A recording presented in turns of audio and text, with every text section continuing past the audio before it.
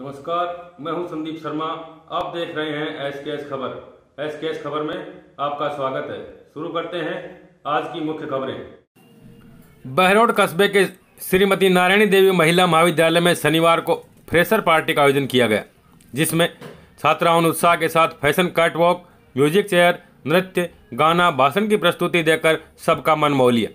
कार्यक्रम में miss fresher खुशी शर्मा और मिस रनरअप राशि यादव व आयुषी रही। कार्यक्रम के मुख्य अतिथि के रूप में संबोधित करते हुए कोटपुतली बहरोड जिला पुलिस अधीक्षक रंजीता शर्मा ने कहा कि कठिन मेहनत से सफलता जरूर मिलती है। छात्राएं किताबी शिक्षा के साथ साथ रचनात्मक गतिविधियों में बढ़ चढ़कर भाग लें ताकि उनकी प्रतिभा निखर सके। समय के साथ साथ अपनी प्राथमिकता बदलें, लक्ष्य तय कर मेहनत करें तो जीवन में आगे बढ़ने से कोई नहीं रोक सकता है।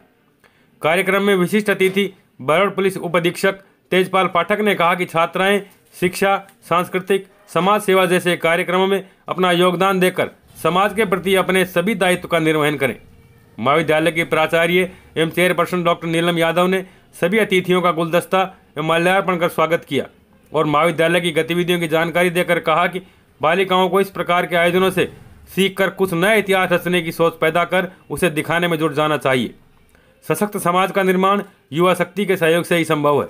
इस अवसर पर महाविद्यालय व्यवस्थापक डॉक्टर ओम प्रकाश यादव, डॉक्टर संजय यादव, पृथ्वी यादव, रामरतन सूद, निशा यादव, इंदु यादव, जगबीर यादव, ओमवीर यादव, कृष्ण प्रजापत, अनिल प्रजापत, देवेंद्र प्रताप, जितेंद्र रहे। मंच संचालन अमरचंद शर्मा ने किया। अच्छे ब्रांड के मोबाइल फोन होंगे, best of the best connectivity वाले होंगे और मोटिवेशन की यूट्यूब पर कोई कमी नहीं है, राइट है। लेकिन मुझे बच्चियों से आकर बात करना, उनसे रूबरू होना अच्छा लगता है। इसीलिए जब नीलम जी ने फोन किया कि हमारे यहाँ पे फ्रेशर्स का प्रोग्राम है, तो मैं ना नहीं कह पाई। I had to come and I had to interact with all of you. And what an absolutely amazing environment that all of you have created. Great. आप सभी जो है यहाँ पर एक चीज आप रियलाइज ये करें कि आप सभी जो इस कॉलेज में हैं, पढ़ रही हैं, आप ये बहुत छोटी सी एक परसेंटेज बनाती हैं हमारी पूरी आबादी का।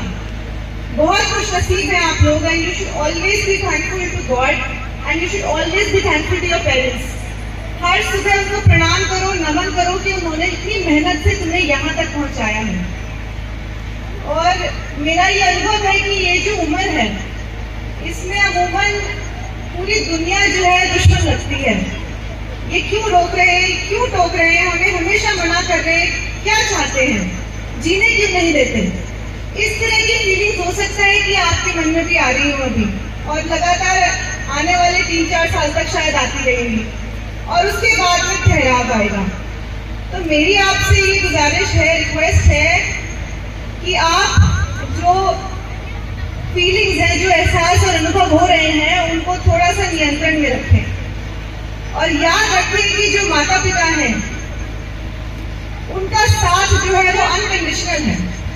आपके साथ जो भी आपके दोस्त हैं या आने वाले समय में जीवन साथी रहेंगे, वो सब किसी ना किसी कंडीशन से ही आपके साथ बनेंगे, लेकिन जो आपके माता पिता हैं उनके साथ में कोई कंडीशन लागू नहीं है। अब चूंकि मैं पुलिस विभाग से हूँ तो अपराध और अपराधियों से पाला पड़ता रहता है। बुरे से बुरा व्यक्ति और उसके बुरे से बुरे समय में भी जो उनके साथ खड़ा रहता है वो है उनके माता पिता। मैं इस चीज को और गंभीरता से आप लोगों को ये समझाना चाहती हूँ कि उनका सम्मान करें और कोशिश करें कि उनको आहत ना करें। अभी इस उम्र में एक और चीज हो सकता है कि आप किसी ना किसी के प्रभाव में आ जाएं, पर हमेशा ध्यान रखें कि आपकी सुरक्षा पहली जिम्मेदारी आपकी खुद की है। आप सब समझदार हैं, आप पढ़ रही हैं और आने वाले जो हमारे देश की प्रगति और विकास के आप द्योतक हैं आप सभी। तो आपकी जिम्मेदारी है कि आप बड़े ही तरीके से, बड़ी ही सोच समझ से जो है बाकी जितने भी आपके जितने अनुभव हो रहे हैं बाकी समाज से, तो उनके बारे में आप थोड़ा ध्यान रखें। अमूमन जो अधिकारी बन जाते हैं उनसे ये सुनने में आता है कि हम बड़े ही ऑर्डिनरी और साधारण से बैकग्राउंड से हैं, पर मैं एक्चुअल में बहुत ही साधारण से बैकग्राउंड से हूँ। और जो आपने ये निजी टिप्पणी की, आपको तो याद भी होगा कि पूरे बड़े से बड़े परिवार में दूर दूर तक कोई भी अधिकारी नहीं था और मुझे भी पता नहीं था कि मुझे किस दिशा में आगे बढ़ना है, पर ये था कि कुछ अलग करना है और कुछ जो जिससे वैल्यू क्रिएट हो, जिससे कि मैं कुछ योगदान दे पाऊं और जिसका इम्पोर्टेंस हो समाज में, वो काम करना है। इतनी सी समझ थी बस। और लगभग 9 साल तक मैंने प्राइवेट सेक्टर में नौकरी की और बड़ा लेट समझ में आया कि हम किसी और की उन्नति के लिए और बहुत ही छोटे से लक्ष्य के लिए हम देर रात तक उनके लिए बैठते हैं, काम करते हैं। तो क्यों ना देश में जो डायरेक्टली हम कोई इम्पैक्ट क्रिएट कर सके, ऐसी किसी फील्ड को चुने, और इसीलिए फिर सिविल सर्विसेज को चुना। अब यहाँ नीलम जी ने भी ये जिक्र किया था कि अमूमन जो है परिवार से सपोर्ट नहीं मिलता है बच्चियों को, पर मैं उस आई थिंक बहुत ही जो कम रेशियो है उस रेशियो से बिलोंग करती हूँ जिसमें कि परिवार का पूरा सपोर्ट मिला है। और स्पेशली मेरे 2 बड़े भाई हैं, मेरे पिताजी और अब मेरे हस्बैंड, मुझे बहुत ज़्यादा जो है सपोर्ट हमेशा मेरे परिवार से मिला कि आपको जो करना है करो, लेकिन उसकी एक कंडीशन थी कि मुझे जो मैंने लक्ष्य निर्धारित किया है उसके लिए मेहनत निरंतर करनी है, वो दिखनी चाहिए और मेहनत दिखती है। आप अगर अपने आप से झूठ नहीं बोल रहे हैं और अपने लक्ष्य के प्रति आप प्रतिबद्ध हैं और कोशिश कर रहे हैं तो मेहनत दिखेगी, वो झलकेगी और बाकी समाज भी पूरी कोशिश करेगा कि वो आपको सपोर्ट करे। तो कुछ ऐसा ही मेरे साथ हुआ। काफी समय बीत गया था प्राइवेट सेक्टर में और अचानक से लगा कि ये तो नहीं करना है, कुछ बड़ा करना है। वो बड़ा क्या था उसके बारे में खोजबीन शुरू हुई और फिर पता लगा कि सिविल सर्विसेज का एग्जाम होता है। बहुत ऐसा लगा कि ये तो जो बचपन से ही होनहार बच्चे होते हैं केवल वही पास कर पाते होंगे, और मैं एक एवरेज स्टूडेंट थी, कभी भी पढ़ाई की तरफ बहुत ज्यादा रुझान नहीं रहा।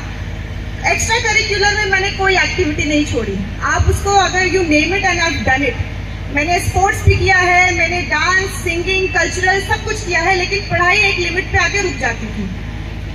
और उसी के कारण जब डिसीजन हुआ कि सिविल सर्विसेज का एग्जाम देना है तो डाउट भी था कि मैं तो नहीं कर पाऊंगी, मैंने तो कभी इतनी पढ़ाई की ही नहीं और उसमें तो बहुत पढ़ना पड़ता है।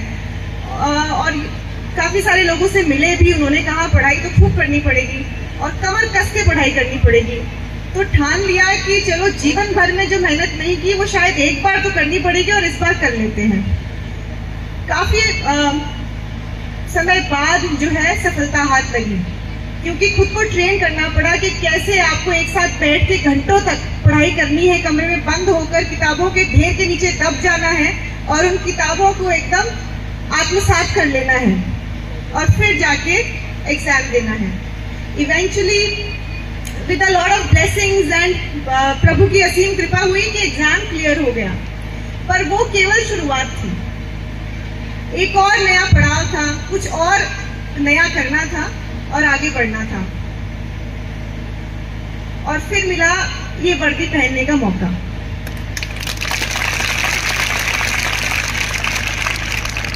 अब थोड़ा